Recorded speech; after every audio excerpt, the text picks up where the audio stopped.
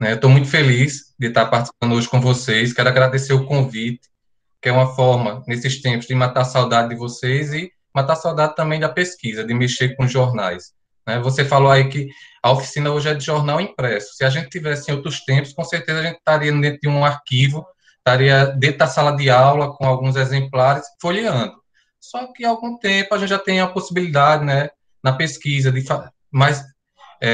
de facilitar de um acesso mais fácil a esses jornais, como a gente vai ver hoje. Então, esses jornais impressos vão estar digitalizados, né? Mas a gente vai imaginar ali que está folheando com máscara, com luva, porque na nossa pesquisa, a gente já é acostumado, né, a usar as máscaras e as luvas no trabalho, e ressaltar novamente a felicidade de estar aqui contribuindo com esse momento, né, falando para o pessoal do ensino fundamental, médio, né, do técnico também.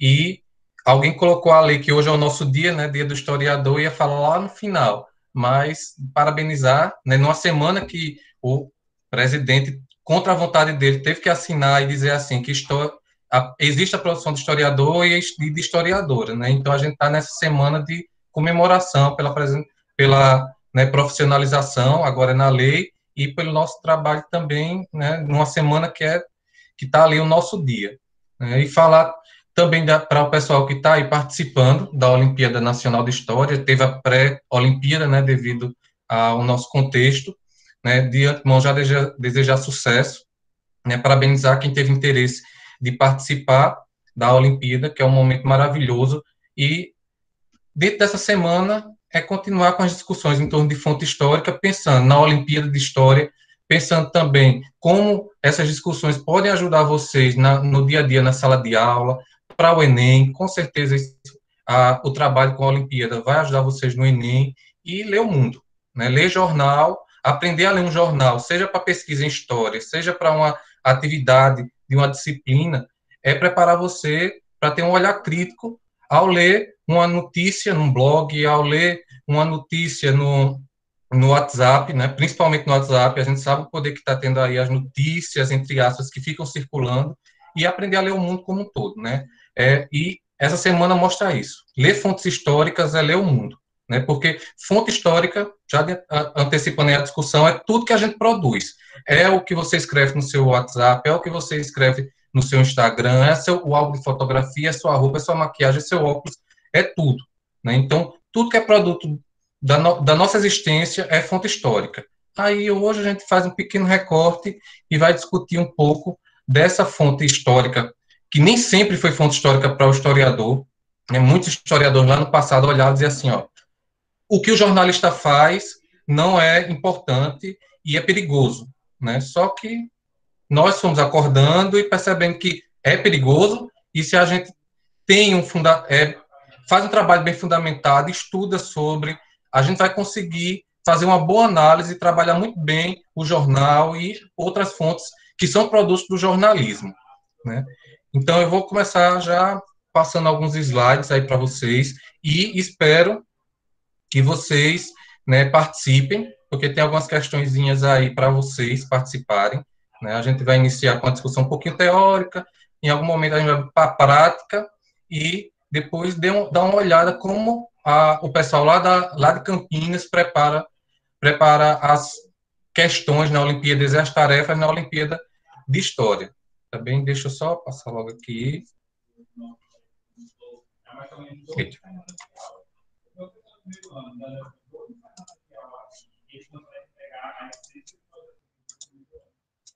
Então, pessoal, nem sempre o jornal ele foi levado para dentro da sala de aula, né? Vamos pensar que a gente está dentro de uma sala de aula, dentro de um arquivo que os estudantes foram levados para lá, né? Nem sempre esse jornal foi levado para se trabalhar dentro de uma aula de história, de uma aula de sociologia, uma aula de ciências, qualquer ciências.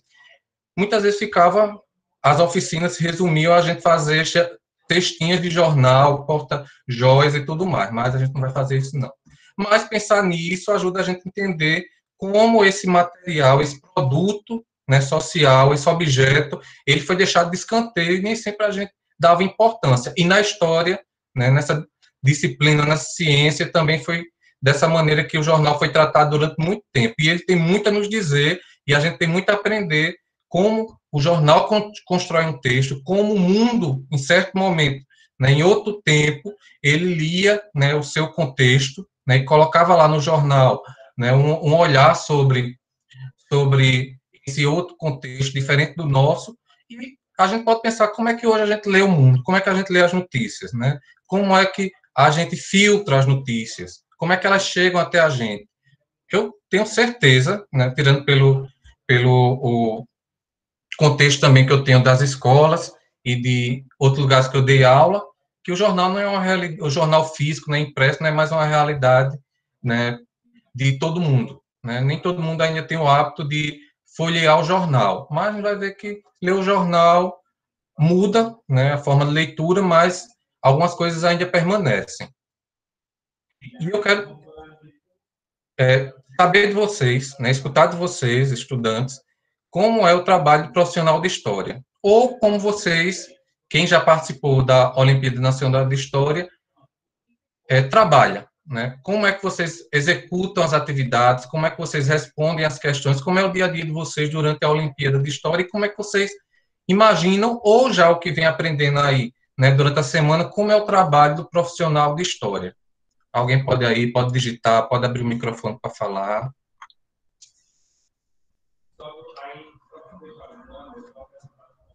Vocês podem digitar aí, eu posso abrir o microfone. Como é que trabalha o historiador, a historiadora?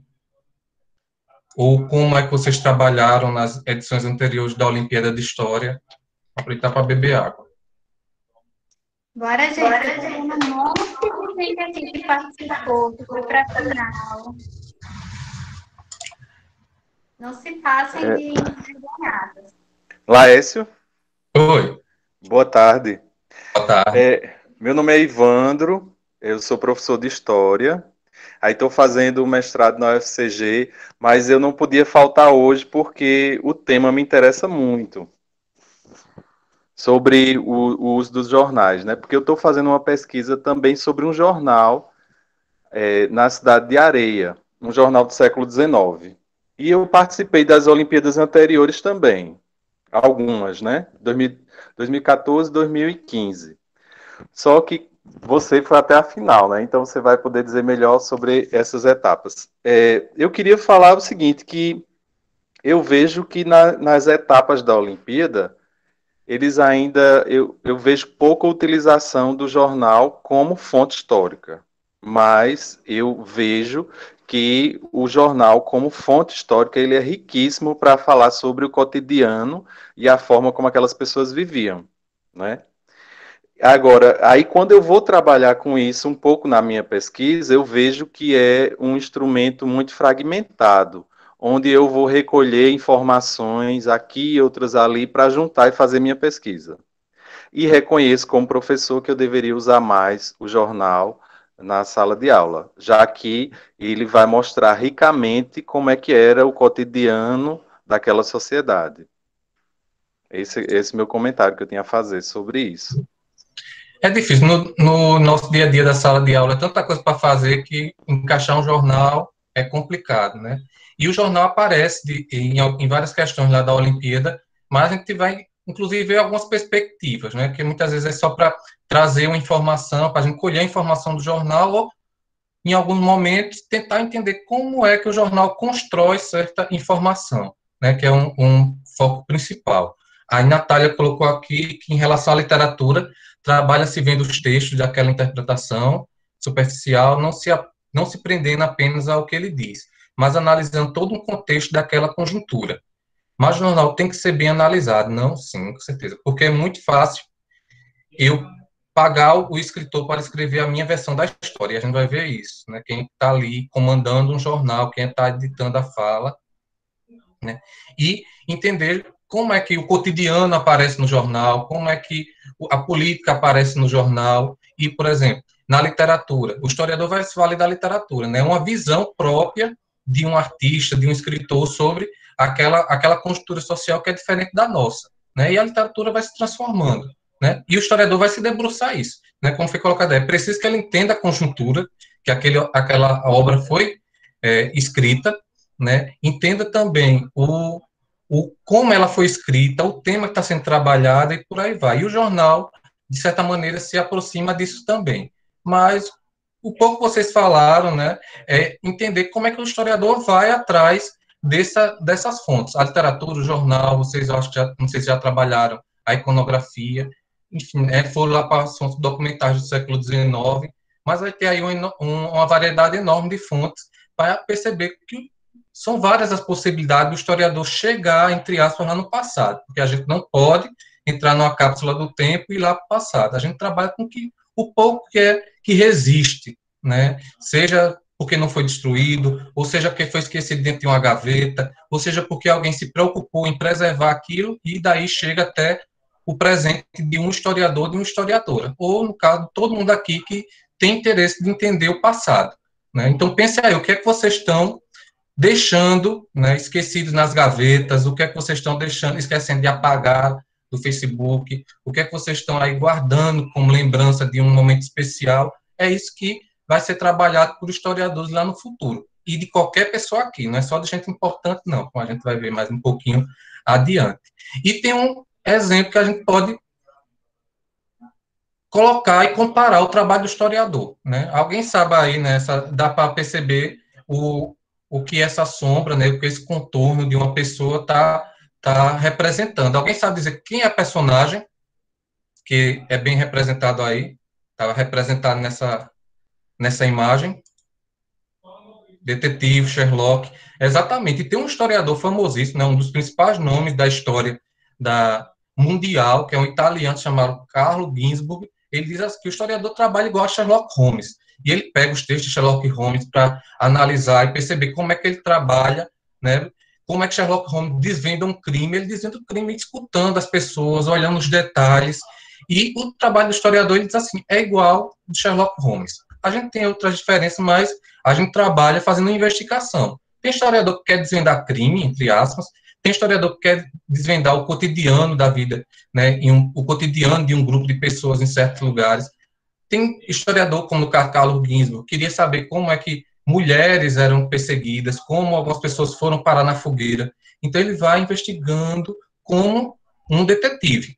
E quando eu perguntei como é que vocês trabalham lá na Olimpíada de História, é para que vocês, né, percebam que a Olimpíada de História, e eu creio que muita gente trabalha nessa perspectiva, não é uma prova, né? A Olimpíada de História é um processo que você se joga ali para pesquisar. Não é só responder uma questão. Para responder uma questão, você lê um documento, né? E por isso tem essa semana aí com as oficinas de fontes. Vocês vão atrás de outros documentos, vocês vão atrás de outros materiais para ajudar a chegar a uma resposta. E tanto não é uma prova que há várias alternativas que são corretas, só que algumas têm um peso maior, né? Vocês que já participaram da Olimpíada sabem disso. Então, o trabalho do historiador pode ser resumido, né? Pode ser comparado com o trabalho do detetive, ou o trabalho de um médico até, ele fala. Que o médico, quando ele vai abrir um corpo humano, ou quando ele escuta, né, o seu paciente, ele vai investigar tudo que o paciente fala, o que o paciente diz que comeu, o que o paciente diz que tomou, se automedicou, se ele teve exposto a certa situação, ele está investigando a doença. Então, o Carlo Ginzburg também diz que o historiador trabalha também parecido com o médico. E também trabalha com conhecimentos que vêm desde a pré-história. Quando os nossos antepassados lá da pré-história olhavam, né, percebiam uma pegada de um animal no chão, ele dizia, ó, por aqui pode ser perigoso, que passa um tigre dentro de sabre, né? Essa erva, essa planta aqui pode ser comestível, aqui está molhado. Então, são os vestígios que a gente faz uso desde a pré-história. Então, o historiador vai pegando formas de vida, né? É o que a gente vive. A gente quer descobrir algo, a gente está ali no nosso dia a dia, tentando, fazendo investigações e descobertas. Descobrir como é que monta uma mesa, descobrir como é que acessa um site, como é que entra no Google Meet. Então, a gente está investigando, né? A gente vai atrás ele vai falar de vestígios mesmo, né? Depois eu acho outra palavra, né? E aí vocês com certeza já sabem o que são as fontes históricas, né? A gente já foi falando aqui nos outros dias de oficinas, é o que vem sendo trabalhado, né? Fonte histórica, como eu falei, é tudo que o ser humano produz. E o que ele também transforma, né? O que ele pode transformar a natureza, então, o processo de transformação o historiador pode investigar, auxiliado por outras ciências, né, como a arqueologia, a biologia, a botânica, a antropologia, ele vai ali tentar ligar vários pontos, várias fontes para chegar a uma resposta do problema que ele está lançando lá para um passado.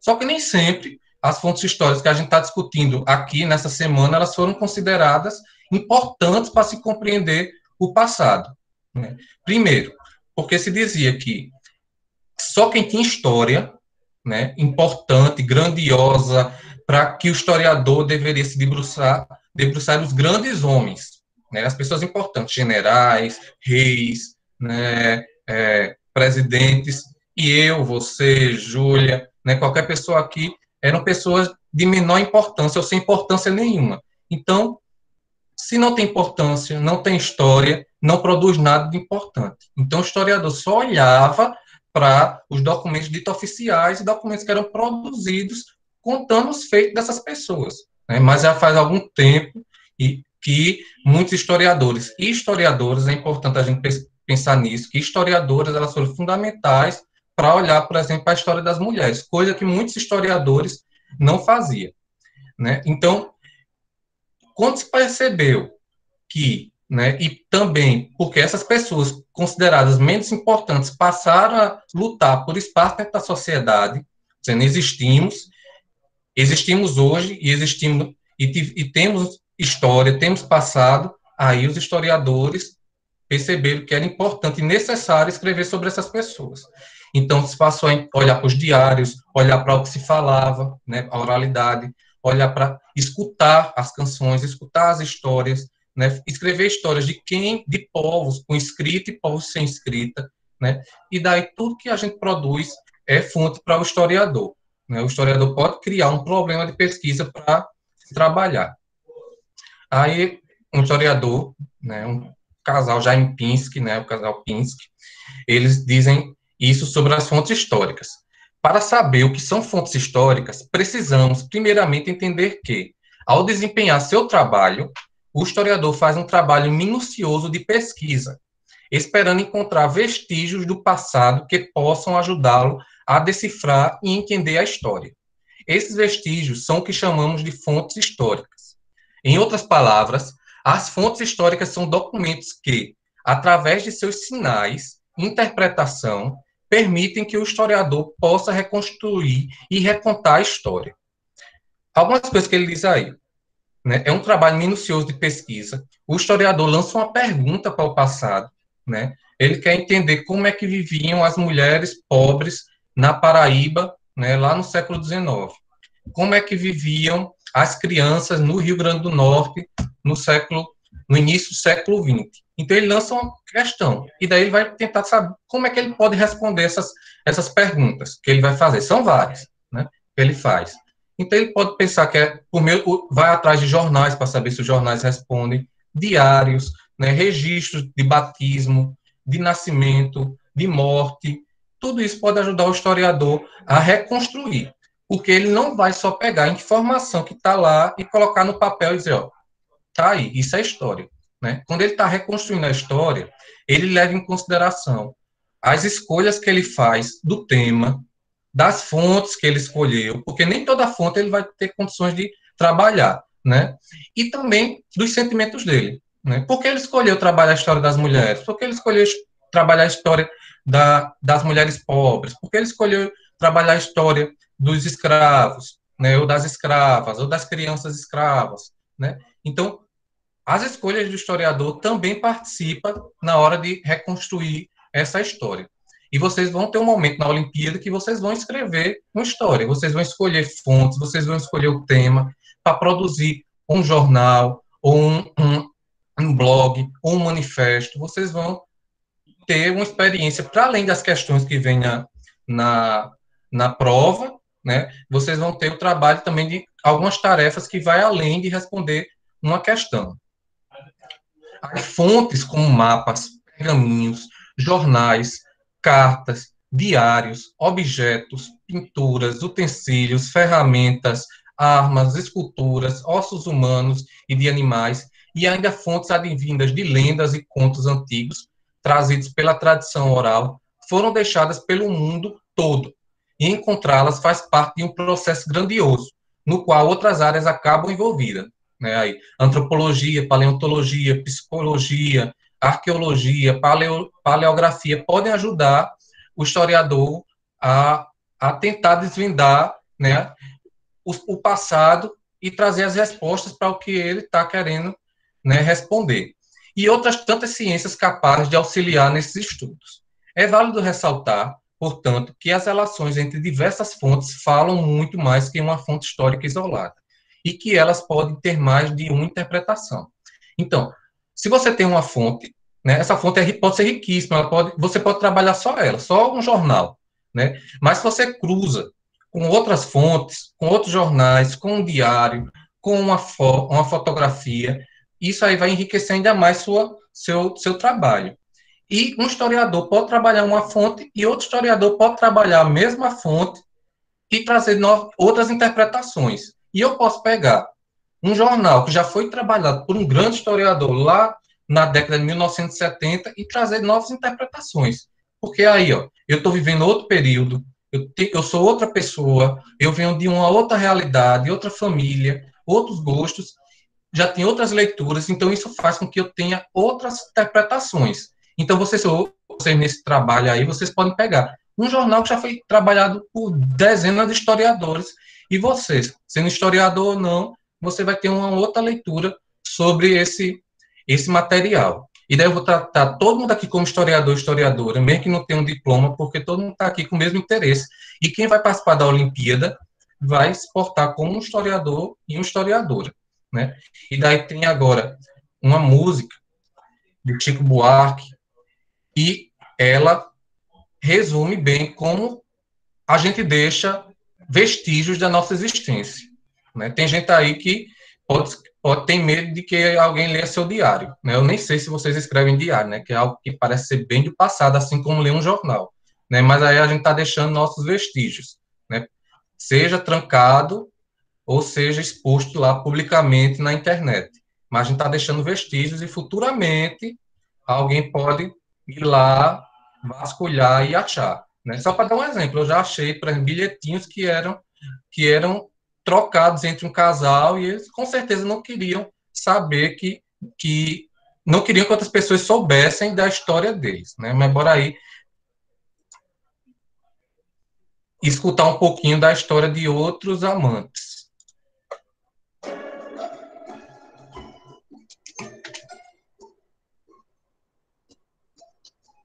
E acompanha a letra.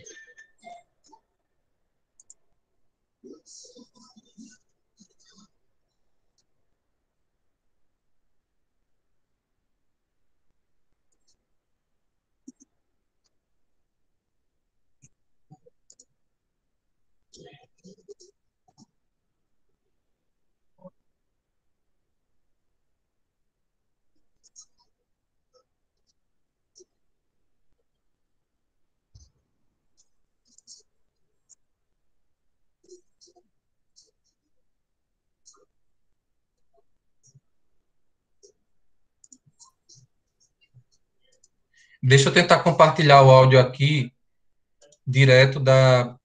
Deixa eu ver aqui onde é. Onde fica essa configuração. Deixa eu achar aqui rapidinho. Definições. Á-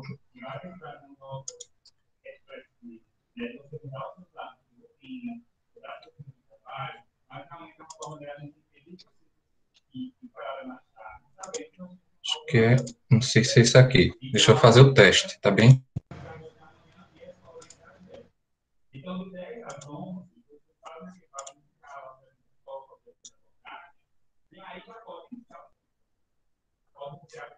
Não, não é.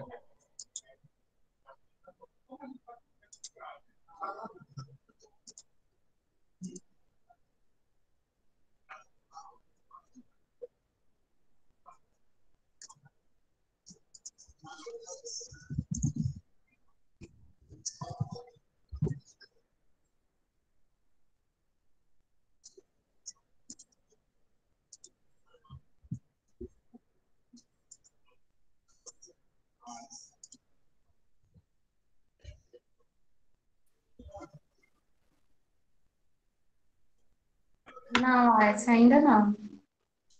Deixa eu ver se vai de alguma maneira.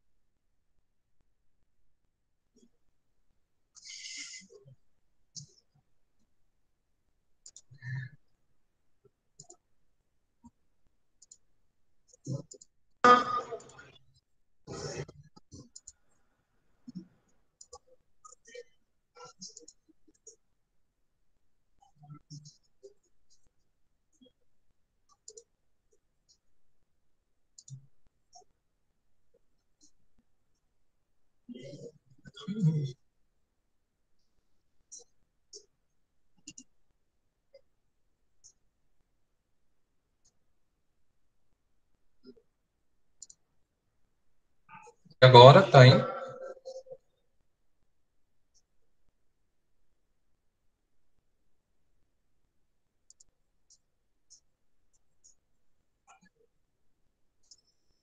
Meu Deus, como isso é difícil.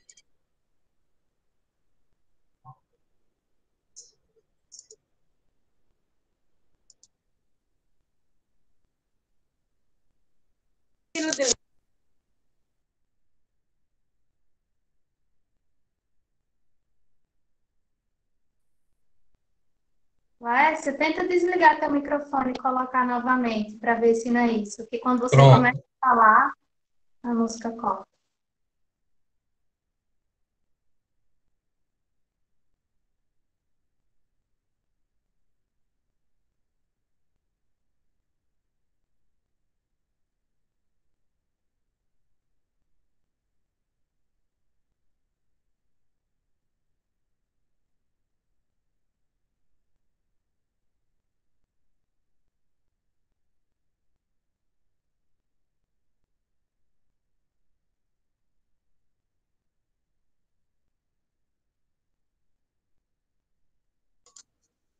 Deixa eu ver agora se meu microfone, pelo menos, agora está funcionando. Mas vocês vão acessar o link aí, depois vão escutar, e a gente tem a letra aí que vem falando, né, que os milênios vão passar, que em algum momento mergulhadores, que são os escafandristas, vão, né, desvendar os vestígios de um antigo Rio de Janeiro, né, na canção dele, e vai descobrir os vestígios que foram deixados por um casal e contar, e alguém vai tentar desvendar, né, os sábios, como ele fala, desvendar o que foi esse amor. Isso, o texto de Frederico de Castro Neves é fantástico falando dessa música, inclusive dizendo que a música também é uma fonte histórica, né, que nem sempre ela foi considerada a fonte. Então, essa é uma fonte para a gente trabalhar um pouco como se trabalha o historiador, pode-se trabalhar a história e a arte de Chico Buarque, mas no nosso caso agora é tentar olhar como é que esses vestígios um dia podem contar uma história, né? O que ele vai falando aí. O eco das antigas palavras, os fragmentos de cartas, de poemas, os retratos, os vestígios de como a gente, inclusive, considera, né, as civilizações antigas como estranhas. E ele também vai dizer que, inclusive, as mentiras devem ser desvendadas. E se a gente se o historiador hoje pega uma fonte e percebe que ela foi forjada, que ali tem uma mentira, a gente também pode tentar entender por que, em um contexto, aquela mentira foi contada, né? Futuramente, como a gente já tenta entender o porquê hoje, como é que o porquê tanta fake news? Porque no nosso contexto hoje tem pessoas que acreditam em mamadeira de piroca, porque tem pessoas que acreditam nisso, naquilo, né? Que muita gente considera absurdo, mas para outras é uma realidade, né? Então, até as mentiras é importante para o historiador, né? Então, a gente também pensa que a gente deve se atentar para tudo que a gente deixa quanto vestígio e o que as outras civilizações, né, os outros povos, outros tempos, deixaram de vestígios aí, que hoje a gente está dando um de enxerido e tentando, né, mexendo, vasculhando, para contar uma história de outro período. Né, aí a música. E, novamente, eu insisto, eu quero que alguém realmente, que de fato participou da Olimpíada de História, fale aí como foi o trabalho, né, em equipe, o que lembra da Olimpíada, né, se lembra alguma questão, se lembra de alguma fonte histórica que vocês trabalharam.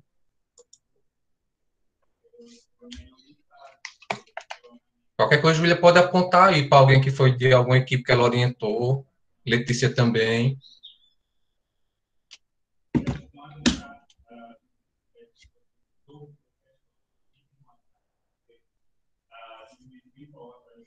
Né, Carlos Henrique destacou aqui um verso, né? Sábios em vão tentarão. Inclusive, o historiador não vai ter resposta para tudo.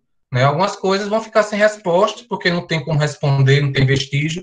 Então, ele pode supor, pode lançar questões, deixar em aberto, mas tem coisas que a gente não tem condições de responder. Então, vai ficar ali, né? É uma tentativa em vão, muitas vezes, do nosso trabalho de tentar responder alguma coisa.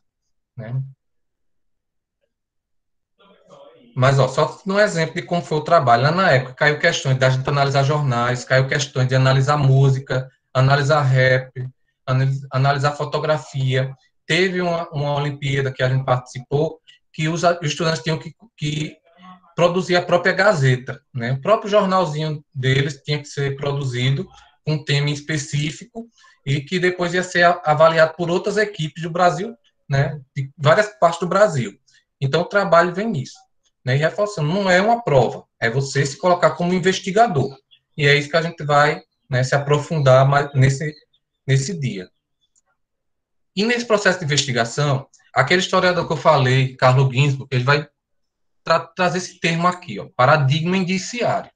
O que danado é isso? É você observar o que é considerado irrelevante. Né?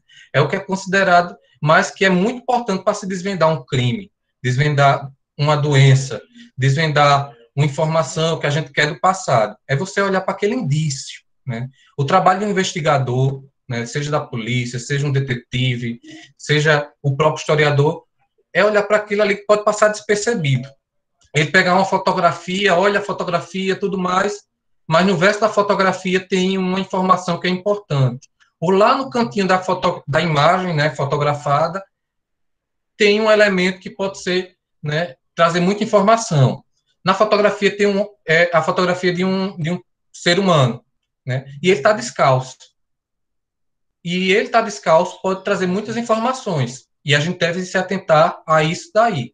Eu pego uma página de jornal, né, que é o foco, mas só dou atenção para a manchete, né, que é aquelas palavras que vêm em destaque. E não dou atenção para as letras miudinhas. Mas o historiador deve atentar para essas letras miudinhas também. Se eu pego um livro, né, alguém citou a literatura, eu posso analisar o tema, posso pegar o livro, o tema em si, falar do autor, mas pode ter um rabisco nesse livro. O livro pode estar fechado, e eu devo atentar também para esse rabisco. E isso é muito importante para o trabalho do historiador. E daí tem alguns pontos importantes para vocês entenderem o que é esse danado paradigma indiciário, que vocês vão levar isso para a vida. Não só para a Olimpíada de História, mas vai ser muito importante nesse momento. Né? Quais são os princípios?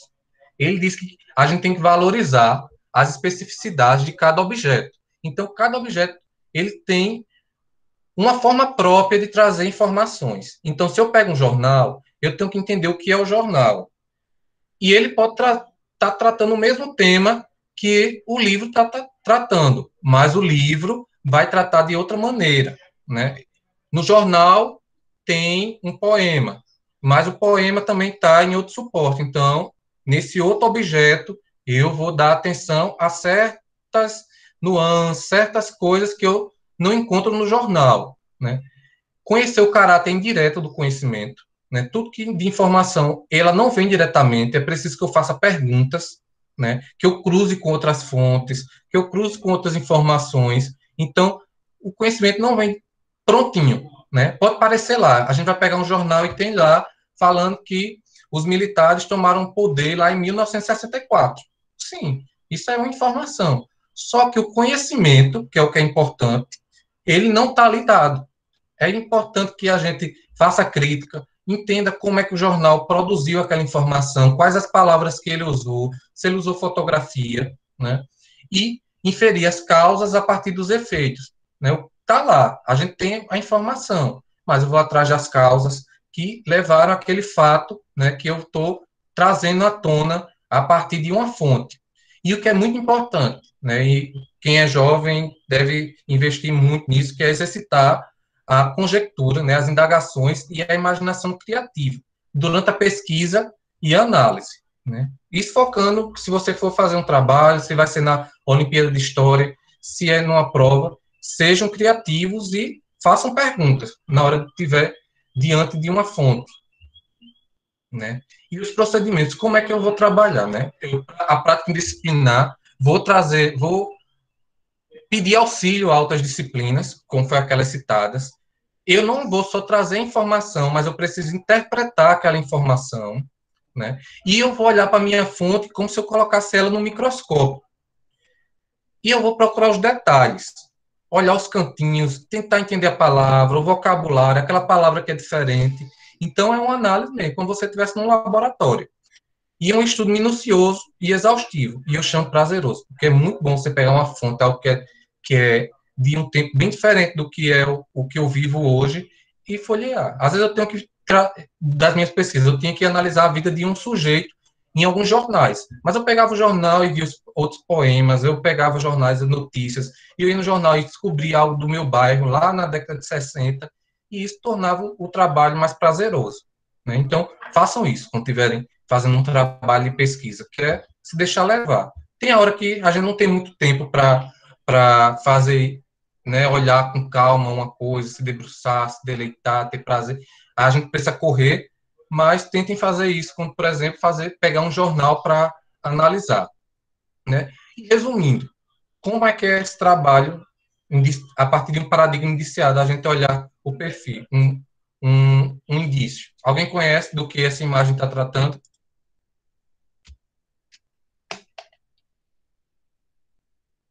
Alguém conhece essa série? Isso. Você e o... E é, só que essa série tem uns problemas, né? Mas foi para só se comparar com o que todo mundo faz aqui. Quem aqui não vai atrás de stalkear alguém, né? E tem gente que é profissional. Não acha o Instagram é fechado, aí corre para o Facebook, né? Para ver se acha o Instagram aberto de alguém. Tá desconfiando que aquela pessoa tá ficando com a outra. Vai, cruza os Facebooks, analisa a fotografia, analisa a legenda, analisa quem curtiu. Não que eu faça, né? Mas eu sei que muita gente faz. E se choca de vez em quando. E muitas vezes a gente se choca mesmo. Na minha pesquisa, não de stalkear, mas de fazer o trabalho lá para o doutorado, no mestrado e lá no curso de História, eu já me choquei muito analisando a vida das pessoas. Né? E a gente chega, né, a gente avança nos jornais. Né? O jornal, resumindo, né, nem todo mundo hoje, e é muito difícil a gente encontrar um jornal impresso, né? Eu acho que um dos últimos aqui da Paraíba, né, eu estou falando aqui da Paraíba, né, que circulava de forma impressa, ele deixou de circular, que era o chamado Correio da Paraíba. Já foi agora, na pandemia, que a última edição impressa saiu, né, para circular. Então, é muito mais comum a gente encontrar esses jornais digitalizados. Mas é um meio de comunicação impresso ou digital, produto do jornalismo, assim como o telejornal, né, os blogs, e hoje, né, até as páginas de Instagrams, elas são produtos do jornalismo, né, produtos de pessoas feitas da área de jornalismo que constroem informação própria, né, com a linguagem própria, com jargões próprios que a gente precisa entender um pouquinho. É uma publicação periódica, o que isso quer dizer? Que ela tem uma regularidade em sair. Ela pode ser diária, né, sair todo dia, como era muito comum jornais diários.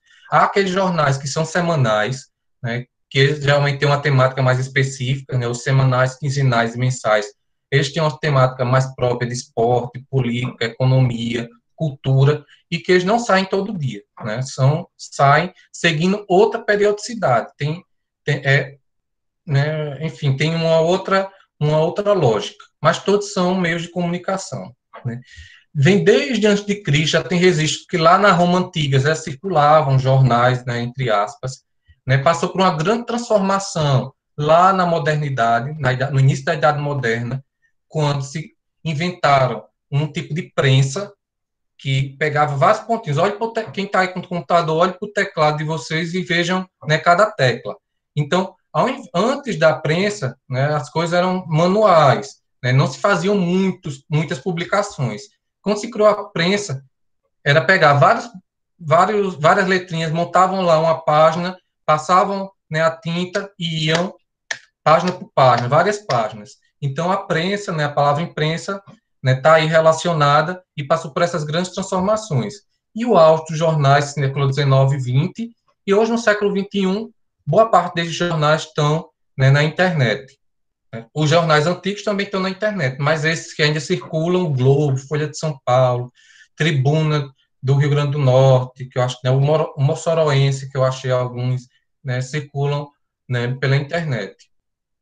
E a gente pode achar que é muito distante da gente ler um jornal, né? Ali tem uma imagem do século, né, eu acho que da primeira metade do século XX, várias pessoas no metrô lendo seus jornais, e hoje a gente está ali lendo notícias na tela do nosso celular, seja do próprio jornal digitalizado ou um blog, um Instagram, mas as notícias estão chegando, as informações estão chegando, né? E a gente está ali com o celular. Vocês, né?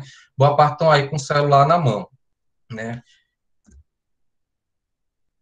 E como a gente deve se portar diante dessas informações que vêm no jornal, né? Olha o que do livro Notícias, Manual do Usuário, de Alan Botton.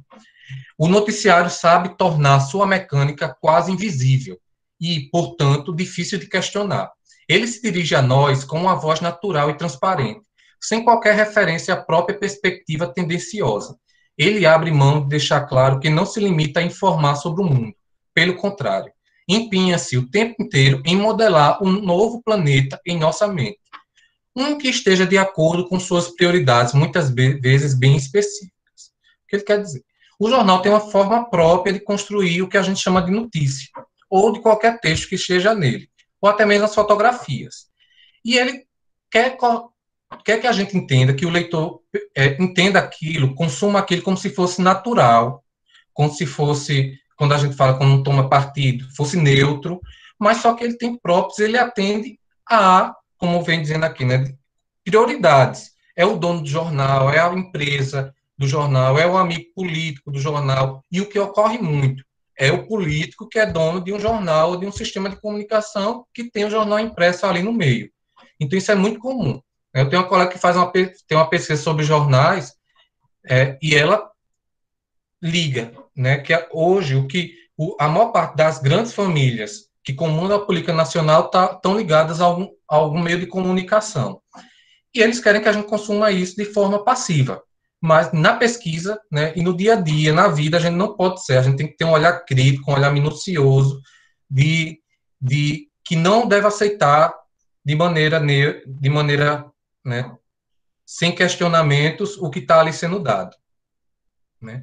E há diversos tipos de jornais, né? A Folha, o tabloide, que são notícias mais curtas, os impressos, que já estão digitalizados, aqueles de periodicidade, como eu falei, há aqueles que saem pela manhã diariamente, aqueles que saem à tarde e noite, e que, inclusive, matinal, vespertino e noturno, eles têm características próprias. Né? Ele vai entender que aquele público que lê o jornal à tarde, ele gosta de consumir certas coisas diferentes daquele que lê o jornal logo quando acorda e vai tomar café. Né? E a maioria dos jornais, né, que a gente conhece, eles são de informações gerais, que falam desde a política até a cultura, enfim, até fofocas, como tem a página lá, Sociedade, tem muito disso, né, até aqueles mais especializados, que é o de economia, o de política, entre outros. Né. Aí aqui eu trouxe alguns exemplos, inclusive de jornais do Rio Grande do Norte, a República, o Povo e o Macauense, para a gente observar, né, esse jornal de circulação diária e de informação geral. Inclusive, eles tinham, por exemplo, a República, pelo pouco que eu pesquisei, era bem alinhado com o grupo político do Rio Grande do Norte. O Correio da Manhã é um exemplo de jornal que, pelo nome, a gente já entende qual era o horário que ele passava a circular. Né? A Folha da Noite, um outro exemplo de jornal que circulavam à noite vão, nesses exemplos que eu vou mostrando, observando como é que eles se configuram, né? Aqui são jornais mais antigos.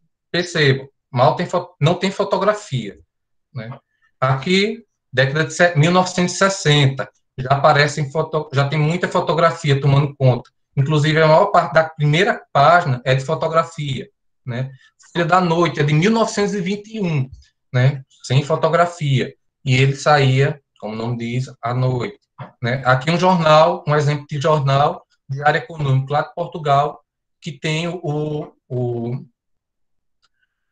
foco voltado para a economia, como o próprio nome diz. E um jornal argentino, Olé, que é voltado para o esporte, principalmente para o futebol.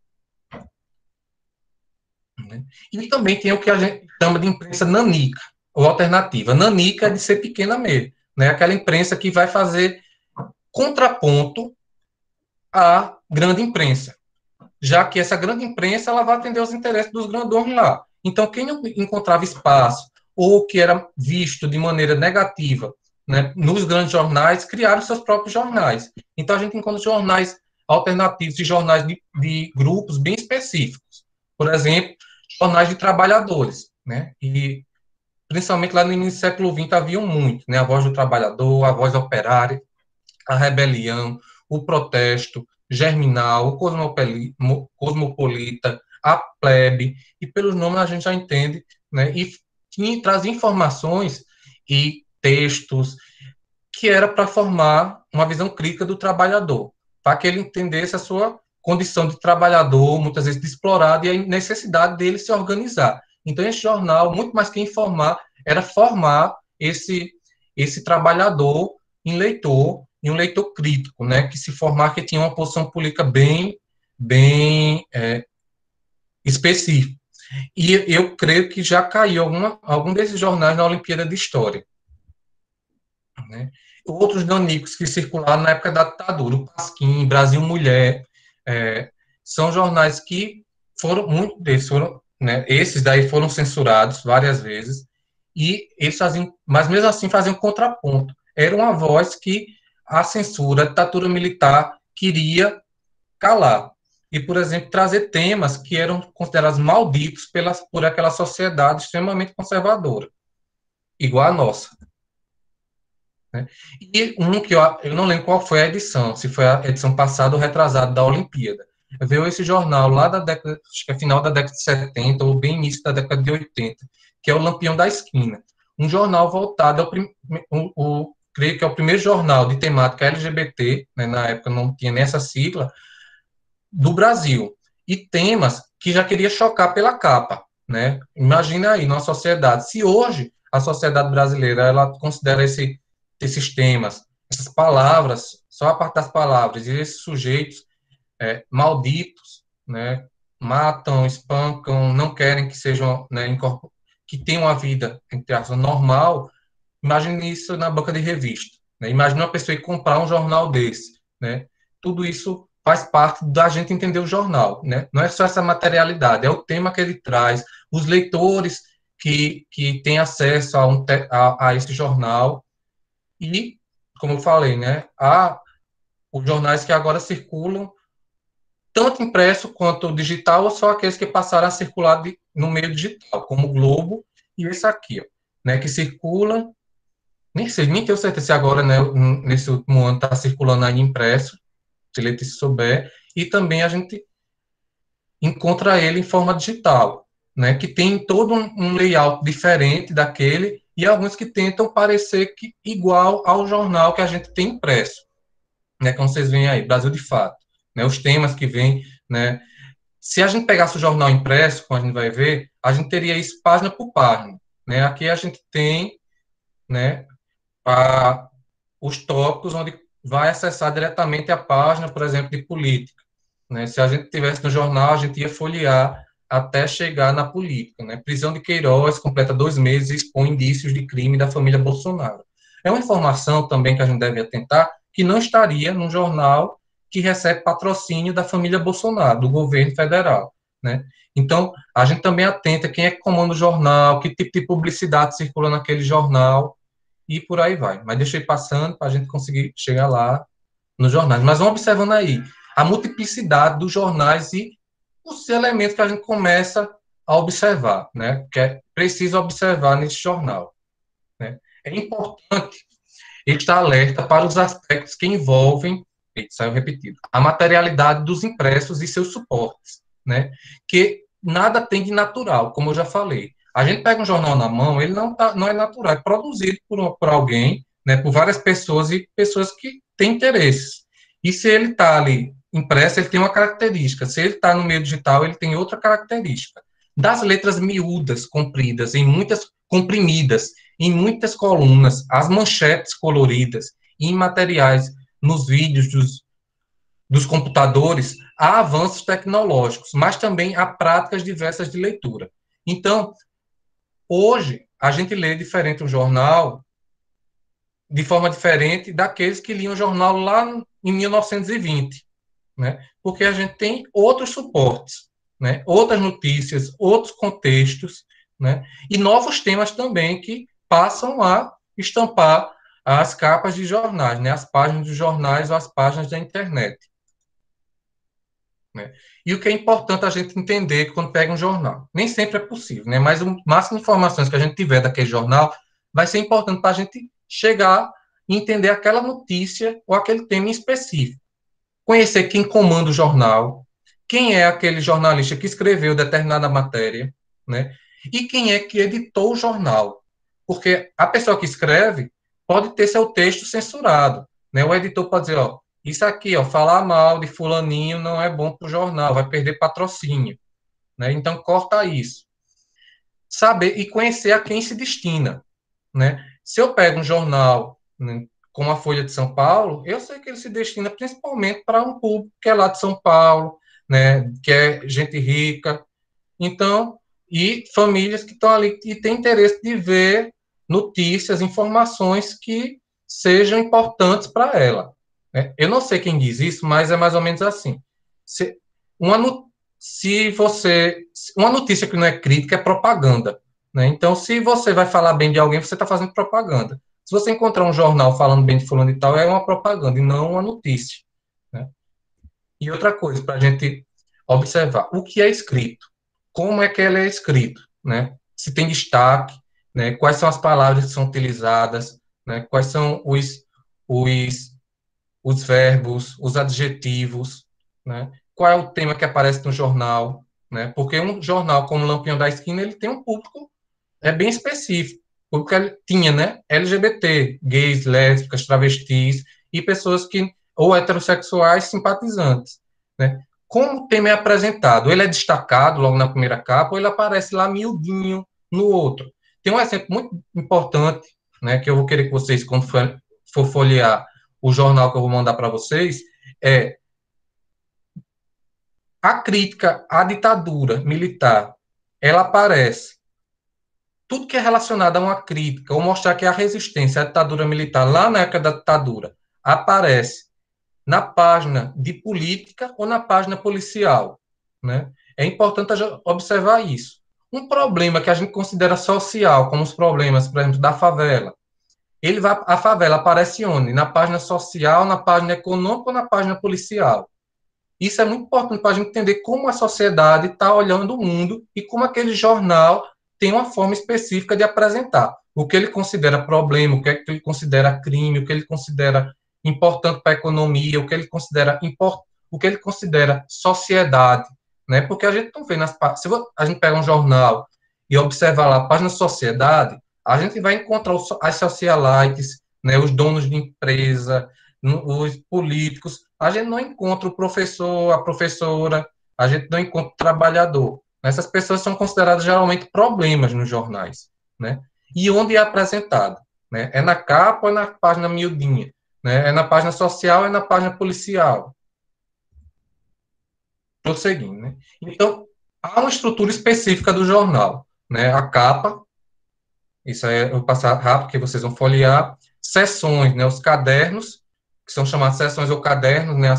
O primeiro caderno, o segundo caderno, a página, a seção de política, a seção de economia, a seção de esportes ou caderno de esportes, caderno de cultura, os classificados, né? Que é um monte de quadradinho, mas eles dizem muito, e é muito importante a gente tentar por classificado, a gente pode trabalhar a história do amor, a questão da escravidão, pode trabalhar a questão do desemprego, olhando para o classificado. As edições especiais ou suplementos que só saem em determinados dias, por exemplo, no final de semana era muito comum, em alguns jornais era muito comum sair o suplemento literário, ou suplemento infantil, ou um suplemento especial de esporte, que não sai todo dia, só sai semanalmente, ou quinzenalmente, ou mensalmente.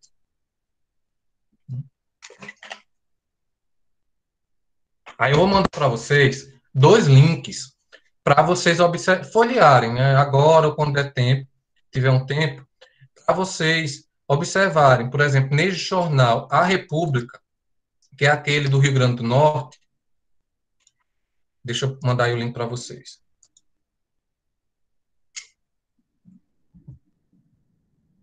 Esse aí é o A República, e esse outro é o Diário de Pernambuco, da década de 1980. Aí vocês vejam, por exemplo, os temas, como observar a sua estrutura, mas também, eu vou compartilhar agora, cadê? Não, eu quero compartilhar a República. Né? Aí aqui, né? Por exemplo, aqui é uma página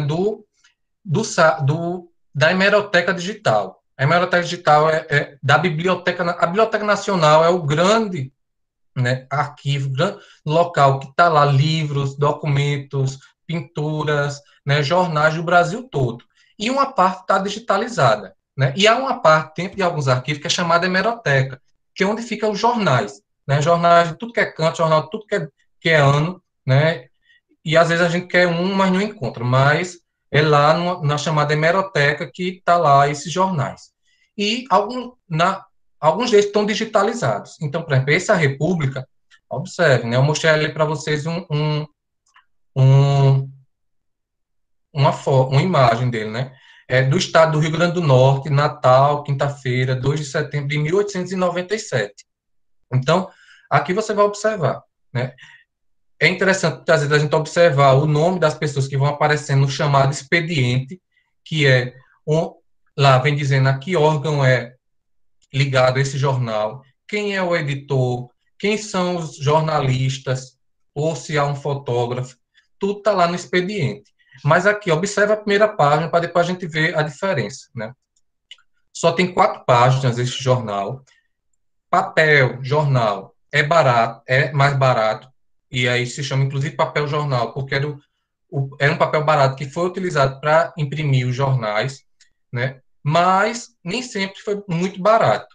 Então, principalmente aquelas pessoas que não tinham grandes patrocínios, né? Aqueles grupos políticos, aqueles grupos sociais, tinham pouco espaço para poder publicar. Então, as letras eram menores, haviam menos imagens, né?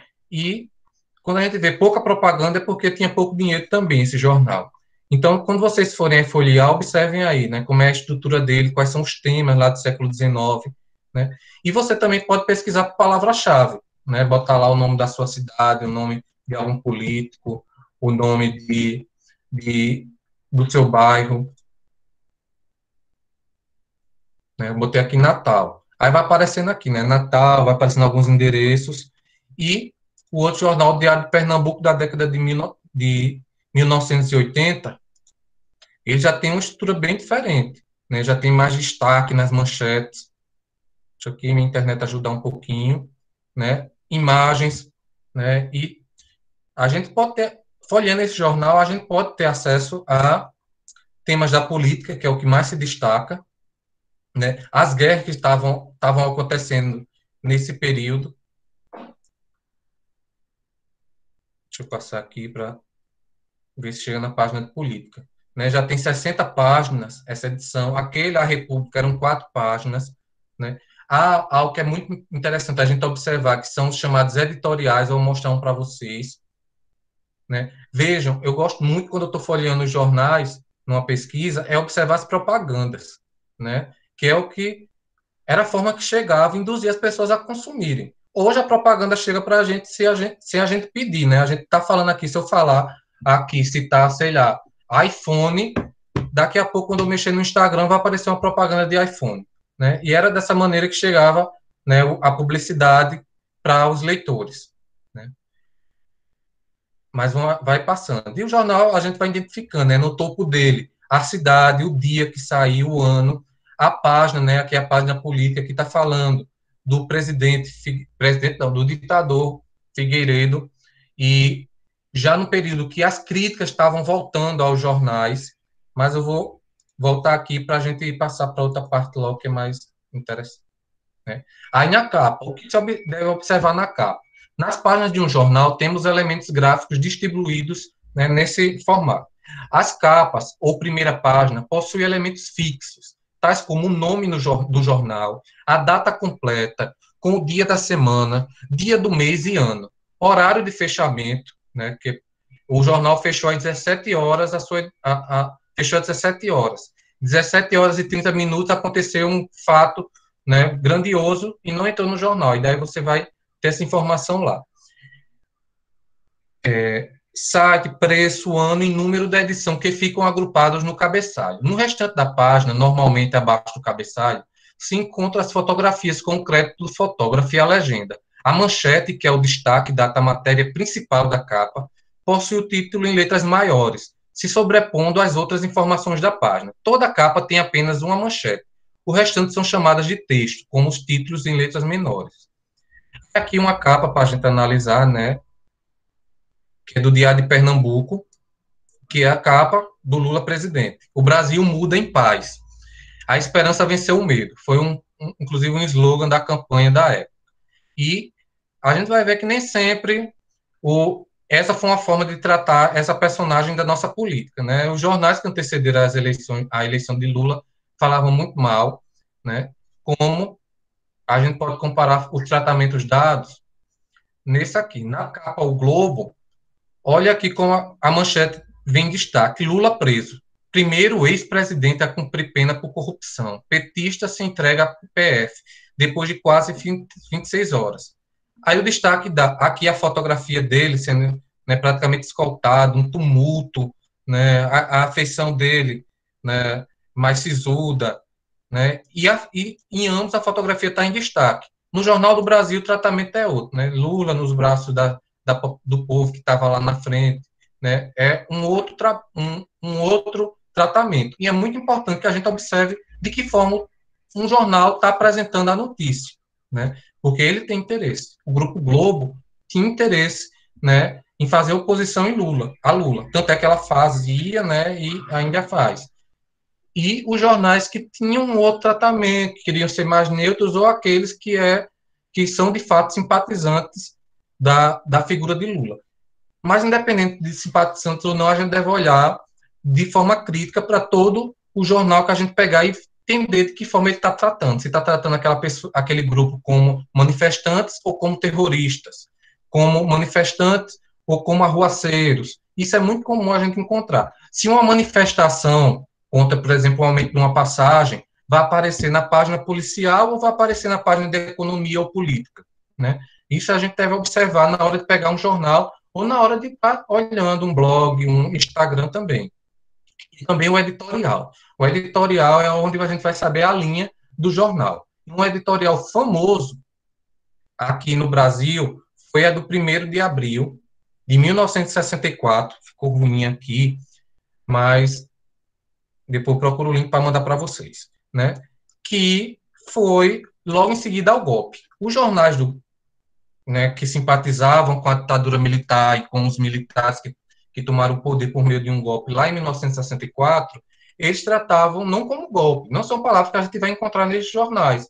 A gente vai encontrar palavras como revolução, né?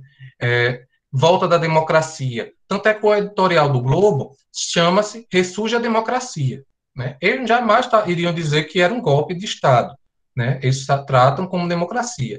E vem falando que os militares subiram ao poder, que conseguiram, com apoio popular, né, acabar com a ameaça comunista, está sendo tratado nesse editorial de primeira página, inclusive. É um editorial que, recentemente, o jornal, né, o Grupo Globo, foi lá fazer a crítica, dizendo que era um outro momento, e tentar dizer, ó, não compactuamos com a ditadura militar. Mas se a gente for nos jornais e nas diversas fontes, está lá, né, o apoio do Globo nas suas páginas de jornais à ditadura militar. Né? Outra coisa, os classificados. Né? Aqui tem alguns classificados muito interessantes, né, e extremamente cruéis para a gente entender um outro momento, que são os classificados de escravos, né, sobre os escravos, tanto de venda quanto de fuga. Era muito comum em jornais do século XIX haver nos classificados a venda ou aluguel de escravos, como esse aqui, ó, num jornal. Né, vende-se uma preta, muito moça com cria, sabendo lavar perfeitamente e bem desembaraçada para o serviço doméstico. É muito sadia e o motivo da venda é não querer servir mais a seus antigos senhores. Para tratar, aí vinha o endereço, né? Vende-se um bonito mulato, alfaiate e bom copeiro, de 21 anos de idade, que quem o pretender dirigisse à Rua da Consolação, número 38. E havia também essas propagandas de escravo fugido, né?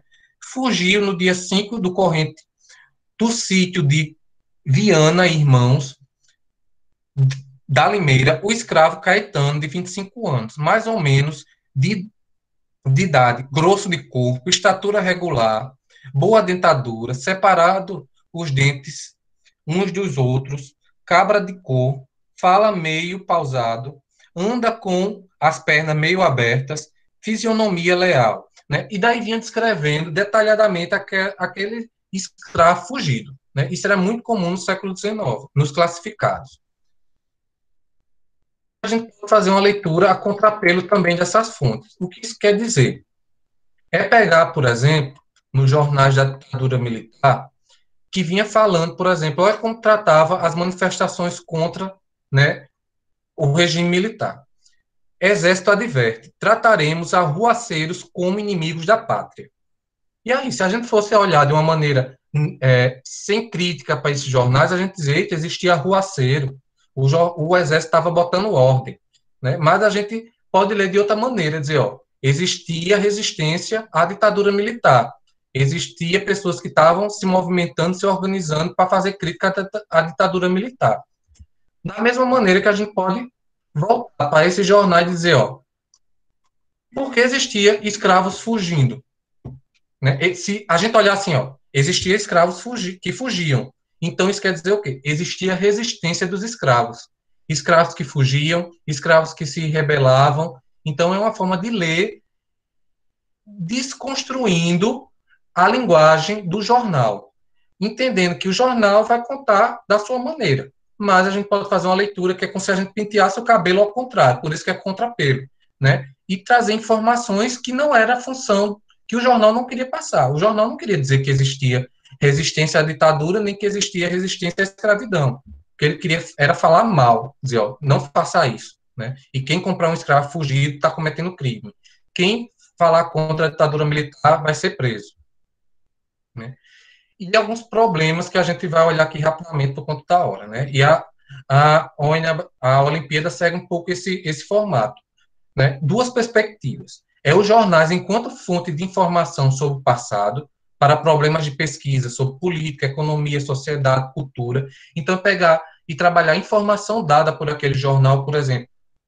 Eu quero estudar a Segunda Guerra Mundial.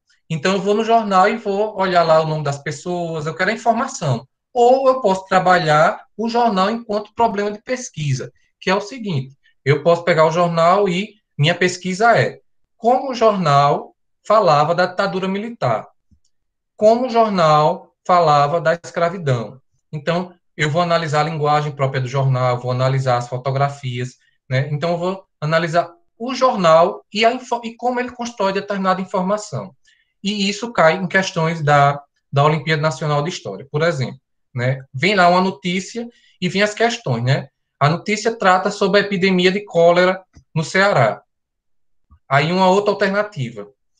O jornal destaca os problemas tal. Então, tanto vem a informação em si sobre a epidemia, como o jornal trabalha aquela informação. E eu vou trazer os exemplos. Né?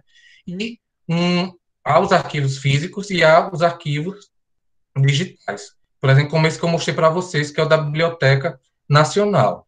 Então, a gente pode acessar esse site, né, que é o da Hemeroteca, mandei aí para vocês, e a gente seleciona um periódico, né, como o Norte. Aí vai aparecer vários o Norte, o Norte, o Norte, mas eu estou aqui na Paraíba, eu quero o Jornal Norte, né? Cadê? Aqui, né? Tem dois. O de cima é o que eu quero aqui, né? Aí vem para os períodos, né? E eu vou querer aqui o de 1910 a 1918. E eu vou voltar já já para cá. E daí, seguindo aqui alguns exemplos. Um problema 1 de pesquisa, né? Eu tenho que entender o contexto que eu quero trabalhar. Eu quero trabalhar a gripe espanhola, né? Mas eu vou entender quais são os termos que eram utilizados na época. Então, posso chegar... Eu sei que a grafia de espanhola, na época, era com H. Às vezes aparece sem o H, mas era mais comum, muito mais, era comum aparecer com o H. Então, eu vou lá no jornal, né, na aba de pesquisa, e coloco lá influenza espanhola. Vou pesquisar, e eu posso pesquisar o jornal como um todo, né? Mas eu vou no tema mais específico. E vai aparecer, ó. Apareceu, vejam aqui no topo, 68 citações sobre a gripe espanhola, né? Nessa primeira aparição, foi no jornal, aqui não está aparecendo, mas eu posso, foi na segunda página, na página 2 do jornal. Aí eu volto para a página 1 e vou ver a data, né? Mas eu não vou fazer isso agora, não. Que já está ali bem amarradinho, né? Aí ali eu já fui, ainda tinha aberto, mas eu vou abrir daqui a pouco, deixar carregar. O outro problema é o golpe militar, a ditadura e o seu enfraquecimento, que a gente pode observar também nas páginas dos jornais. Aí eu separei dois aqui que eu vou botar o link para vocês e dar a dica para vocês pesquisarem.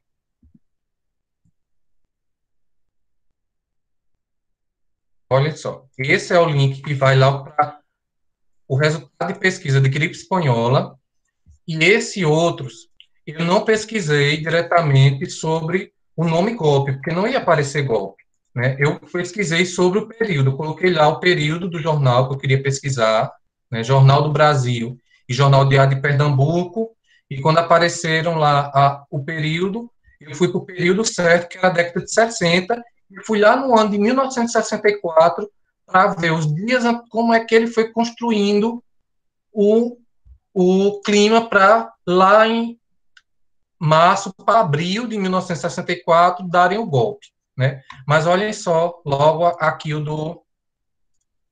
da gripe espanhola, né? Ou influenza espanhola.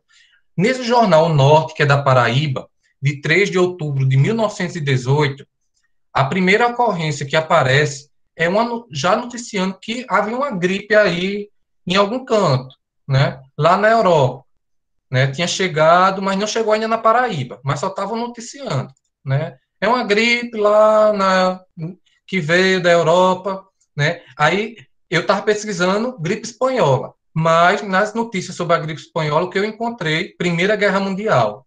E daí eu já liguei os eventos e o contexto. A gripe espanhola, né? Isso eu já tinha informação, mas eu encontrei nos jornais. A gripe espanhola chegou no Brasil durante estava ocorrendo a Primeira Guerra, né? Que também não vou encontrar a Primeira Guerra, né? Um tempo que veio depois. No período é a Grande Guerra, como eles estão chamando, né? Então, chegou aqui no Brasil, né? Aí tu dá a notícia que chegou com embarcação que parou em Recife, aí começa a noticiar que em Recife tem umas pessoas com essa gripe, né? Mas é uma gripe como outra qualquer. As notícias estão falando. E que não precisa ter alarde, né? Aí vai aparecendo, são 68 ocorrências. Nas primeiras é tudo calmo, né? Vocês façam isso, vão folheando aí depois, terminar a nossa aula, vocês vão folheando. Mas vai aparecendo, né? E não e notícias escritas lá noticiando Rio de Janeiro, Recife, né? Mas nada para criar alarme. Aí vai começar a coisa. Quando vai lá para frente, começa, eita, um caso aqui na cidade da Paraíba. Na época se chamava Paraíba, não era nem João Pessoa. Né? Um caso não sei aonde. Fulano de tal está com sintomas da influenza espanhola. fulano de tal relatou tá com dor de cabeça. Aí vai aparecendo, né? Aí, de repente, 2 casos, 5 casos, vai aumentando. Mas vão aparecendo, né, o que os outros, o que as autoridades vão falar, né? Olha só os pontos que eu observei, que vocês vão observar também quando forem folhear, né? Ou já se estiver folheando, né? Primeiramente, são notícias de alguns casos, em Recife, Rio de Janeiro, né? As autoridades vão minimizar os efeitos. Dizendo, não, é uma dor de cabeça, é uma constipação, é um nariz entupido, né? Se trata com limão, se trata com gasosa, né? Até se trata com soda limonada. Vai aparecer isso, né? Hoje a gente sabe que não trata, mas a gente encontra também as correntes falando que você toma aquela, não é nem soda, eu esqueci o nome, água gaseificada, aquela lá. E daí vão aparecendo lá. Aí aparece, né, notícias sobre a Grande Guerra, os soldados brasileiros que morreram lá no Oriente Médio com a gripe. Aí vai falar dos métodos de prevenção e tratamento. Tudo que você possa imaginar, compressa, benzedeira e os xaropes, né? Aí os remédios milagrosos começam a aparecer em propaganda, tome o elixir e tal, né? E as autoridades dizendo, ó, é só uma gripezinha, né? Pode parecer atual, já, mas é lá do 1918 já se tinha esse termo, e como a gente ainda está lá, né, apegados ao passado, é uma gripe comum. E casos específicos vão sendo noticiados. Aí na Paraíba a coisa começa a pegar quando muitos presos e policiais contraem a gripe, né? E começa a noticiar, né? Os nomes que aparecem são pessoas ligadas à alta sociedade. Mas depois a gente vai ver que quem sofre com a gripe mesmo é o povo da periferia, o povo pobre, né? Aí o outro que eu mostrei para você, que eu queria mostrar, né? Aqui é o de, deixa eu, não vai dar para mostrar tudo, mas eu vou tocar nos pontos, né? No Diário de Pernambuco, o problema, eu já tinha um problema de pesquisa, né? Eu fui lá no jornal de 1964 e lá de 1º de janeiro eu quis saber o que é que estava se tratando, né? Como é que eles estavam tratando o governo. Aí fala aí, logo de cara, Jango, só as reformas resolverão os graves problemas dos brasileiros. Só que essas reformas, os jornais não vão tratar como algo positivo, é sempre algo alarmante, que Getúlio Vargas, Jango, né? Jango queria implantar aqui no Brasil, e isso era mostrar como ele. E algumas dessas reformas eram coisa de comunista, por exemplo, a reforma agrária. E até que essas notícias vão ficando cada vez mais recorrentes, né? A crítica às reformas vão aparecendo, vai falar que Jango está instável, e vai aparecendo falas de oposição, e vai se criando um clima. Por exemplo, quando a gente chega em março, aí aqui já é outro jornal, mas lá no jornal Diário de Pernambuco é parecido. Vai falar, por exemplo, a gente encontra muito quando fala do comício que ele fez, um grande comício que ele fez lá na Central do Brasil, no Rio de Janeiro, e aí olha a manchete do Jornal do Brasil depois desse comício, né? Goulart decreta a desapropriação de terras, encampa refinarias e pede nova Constituição. E isso foi vendido como algo alarmante, né? Algo que era o ponto, o estopim, que era preciso tomar alguma providência, que os militares deviam livrar o Brasil do comunismo. E sempre vai aparecendo o comunismo ligado a Jango, e se a gente folhear o jornal, vai aparecer falando de Cuba, falando lá da Ásia e da União Soviética, sempre falando mal do comunismo e associando de alguma maneira ao governo brasileiro. Aí o que vai acontecer é justamente o golpe lá, e deixa eu ver se eu consigo abrir, deixa eu ver qual é o número do jornal. Para vocês verem, um jornal, um exemplo, vocês vão folheando, mas se vocês puderem tirar print dessa tela, para depois vocês procurarem essas edições, para vocês verem como vai aparecendo.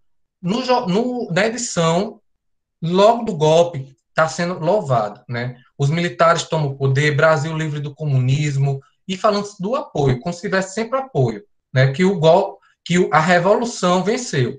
E deixa eu ver aqui no Jornal do Brasil uma coisa que eu quero mostrar para vocês. Aqui o print é dessa tela aqui, que já eu mostro para vocês. Mas deixa eu ir lá na página 70. Aí aqui do lado, ó, tem uma pastinha que vocês podem, né, ir lá procurar por edição. Deixa eu ver a edição que eu queria mostrar, a 79. É de 68, eu acho. Deixa eu ver aqui.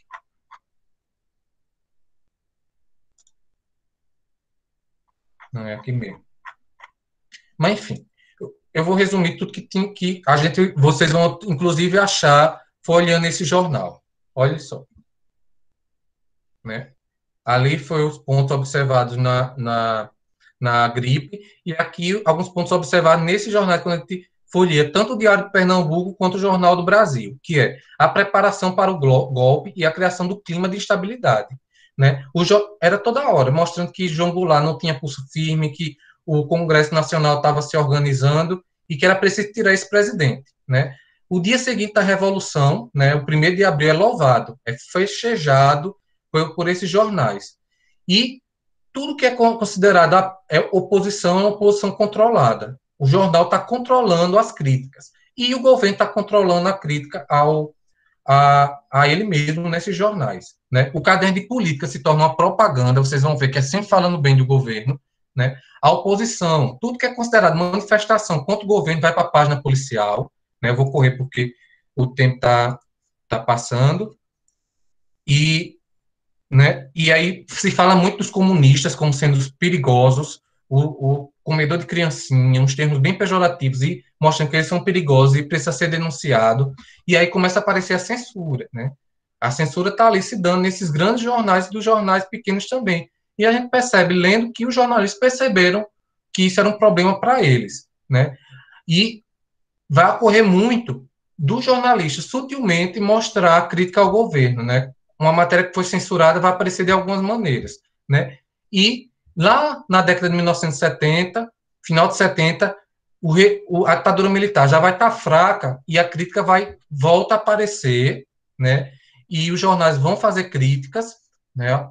Algumas mais fortes, outras menos, ainda querendo o dinheiro do governo e o governo controlando de alguma maneira, mas alguns temas vão voltar, né? Como a própria crítica, né? Alguns personagens vão voltar a aparecer, alguns artistas, né? E temas que também vão aparecer em jornais alternativos, como eu mostrei aquele Lampião da Esquina.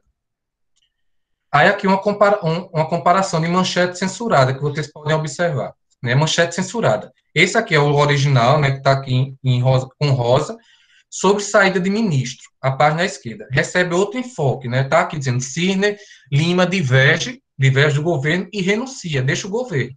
Só que o governo, lá em 1963, ainda na fase mais pesada da ditadura, não queria que essa matéria saísse. E tinha lá o censor nos jornais, e dizia, ó, não deve sair. E o jornal fazia o quê? Uma forma de fazer a crítica era colocar um poema, deixar a página em branco, e nessa edição, o que ele fez, né?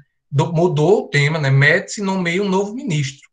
Olha como é mais sutil, né? Como é conveniente para o governo, como é conveniente para o ditador Médici, né?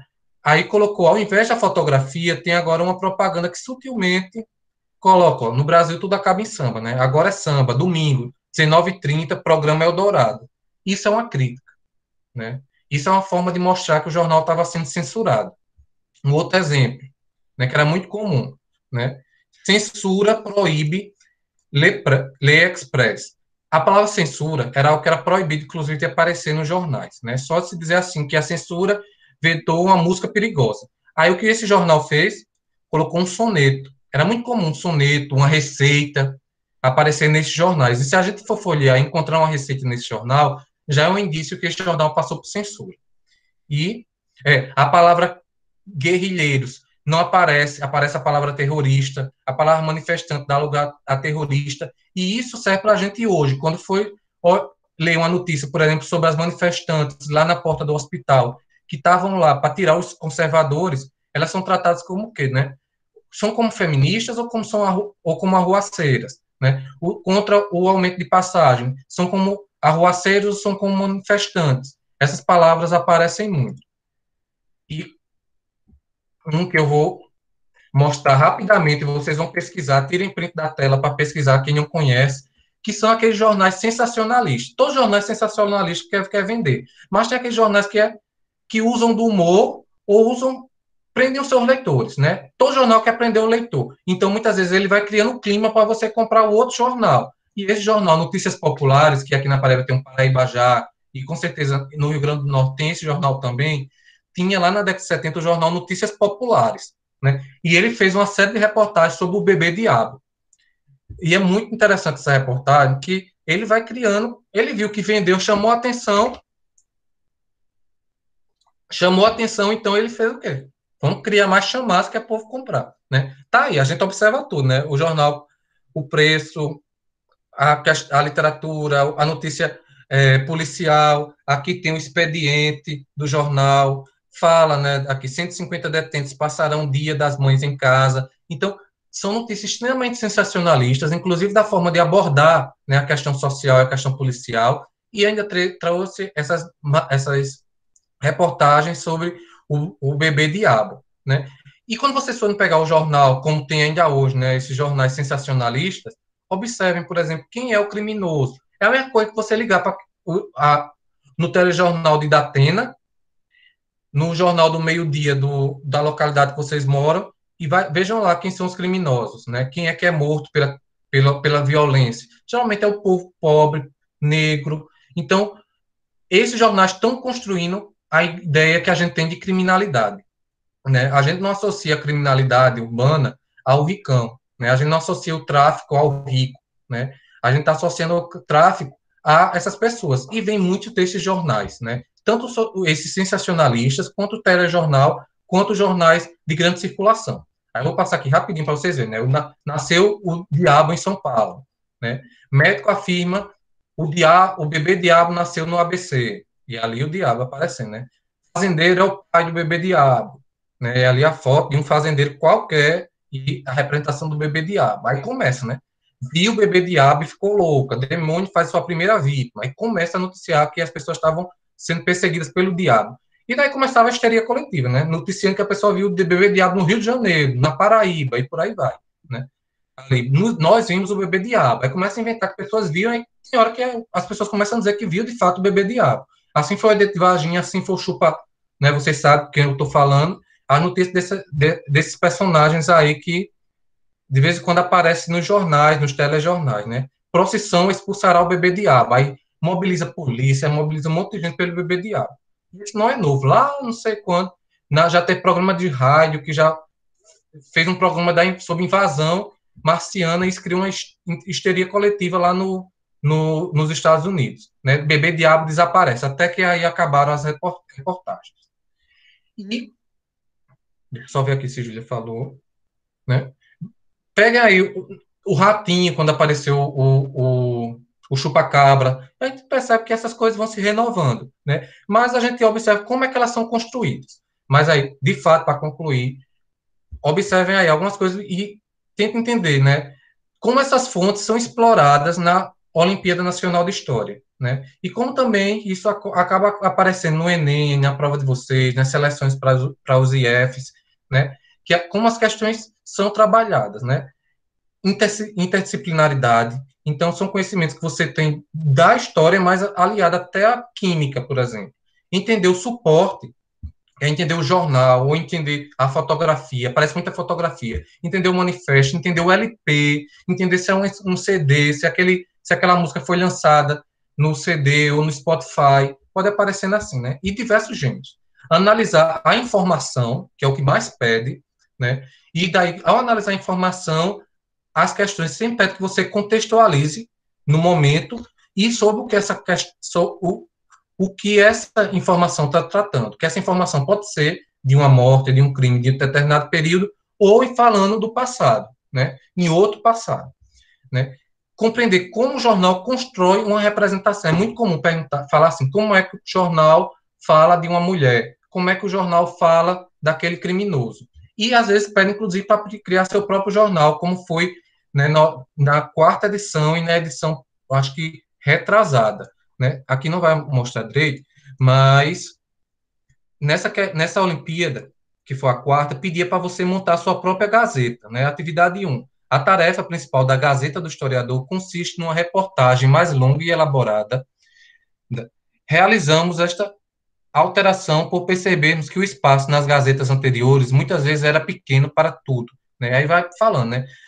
Você deve escolher, né, o que vai narrar o conflito, onde ocorreu, quando ocorreu, quanto durou, o nome pelo qual ficou conhecido, seus principais líderes. Eu lembro que minha equipe falou sobre o quebra-quilos aqui na Paraíba, então fez uma pesquisa sobre o evento e criou isso, como é que o quebra-quilhos apareceria num jornal hoje, né, num jornal nos dias de hoje, né? Aí vinha falando aqui. Teve um outro que já foi um outro formato de jornal, que era o Pasquim, né? Aí pediu para você criar esse Pasquim. O resultado foi esse aqui, bem rapidinho. Aqui foi o Pasquim da equipe Cana-de-Açúcar, né? A pessoa colocou lá falando sobre o ensino de história, né, o tema era o ensino de história, ou colocou imagem, criou texto, colocou foto da equipe, foto do professor, e fez os seus pequenos textos. Então, isso pode cair aí para vocês. E as outras questões. Todas essas questões, Júlia, pode passar para vocês, né? O Drive, eu acho que ela já deve ter discutido com algumas equipes, mas, por exemplo, aqui é uma questão também lá da quarta Olimpíada que dizia mais ou menos assim, né? Em um artigo publicado no jornal O Estado de São Paulo, de 17 de junho de 73, o historiador Sérgio Buarque de Holanda observou, né, o rompante de um príncipe que proclamou o desquite político entre o Brasil e Portugal há 150 anos, deu margem ultimamente, à impressão de estudos e documentos. Aí um artigo ele vai falar lá da independência, aí vem o documento, né, vem o trecho do documento, depois vem o documento, e nas questões ele pede para analisar, né? Por exemplo, só ler essa daqui, né? O uso das aspas é uma tentativa dos textos publicados de criar o real alcance da independência do Brasil, que prossegue dependente economicamente de outras nações. Então, mais do que da informação é como é que o texto aparece aí para vocês analisarem, né? E nessa alternativa A, você precisa, inclusive, ter o conhecimento de língua portuguesa, né? De gramática, como é que um texto é construído, né? E como é um texto é construído no jornal. E isso vocês trabalham também em língua portuguesa. E aí a interdisciplinaridade está aí presente, né? Como é que o texto no jornal de Sérgio Buarque de Holanda vai inverter o argumento de senso comum, afirmando que também Portugal era econômico e politicamente dependente do Brasil, e são formas que essas questões vão aparecendo para vocês, né? Aparecem outras questões que vêm, inclusive, a foto do documento e a transcrição do documento, porque nem sempre dá para ler um documento, é preciso que ele seja transcrito para facilitar o trabalho de vocês, né? E o trabalho dos historiadores. Aí vem as questões que, infelizmente, a gente não vai poder responder aqui, né, com todo mundo. Aí aqui é um outro, que é da Gazeta de Notícias, de 14 de novembro de 1904, né? Aí para vocês verem que tanto pode ser a informação que ele está tratando lá, como ele constrói a informação. Na alternativa C, o texto jornalístico apresenta um momento de intensificação da revolta contra a vacina, obrigatória por meio do enfrentamento marcado pela violência e pelos populares e a força policial. Então, ele não quer dizer apenas que houve um enfrentamento, mas ele quer dizer que o jornal apresenta a informação de uma maneira que intensifica, né, aquela informação, né, pode intensificar, inclusive dizendo que as pessoas que resistiram à vacina, elas eram pessoas que não eram instruídas, eram pessoas arruaceiras, né, então são formas que aparecem e que dialogam com a forma que o historiador trabalha, né. Então, pessoal, feliz dia das historiadoras e historiadores para a gente, para vocês que estão aí sendo historiadores, né? E para quem for participar, ótima Olimpíada. E obrigado, Júlia, obrigado pelo convite. E se a gente tiver um minuto ainda para discutir alguma coisa, a gente pode discutir. Mas eu fiz, inclusive, faltando um minuto no limite máximo dado por Júlia. Viu? Eu que agradeço o convite de vocês. Laércio, muito obrigada. Foi de fato uma aula maravilhosa. Muitos aqui já estão pedindo para reassistir, se a gente vai disponibilizar a gravação ou não, para que eles possam parar para assistir com mais calma. Foi maravilhosa, agradeço muito, muito, muito. As perguntas que apareceram, você acabou respondendo no decorrer da sua fala mesmo, né? Que era uma pergunta sobre sites mais específicos para fazer essa pesquisa. Então, durante a aula mesmo, eu creio que já foram respondidas. Inclusive, acho que foi uma da Manuela, ou foi do Manuel. Enfim. A hemeroteca, de fato, é o principal que você pode encontrar lá, ou você pode jogar no Google, que às vezes aparece um outro acervo lá de outro estado, né, algum blog que tem esses jornais, revistas, tudo você já pode encontrar digitalizado, né, isso torna mais interessante, seja para uma pesquisa ou seja por curiosidade, né, que é o interessante.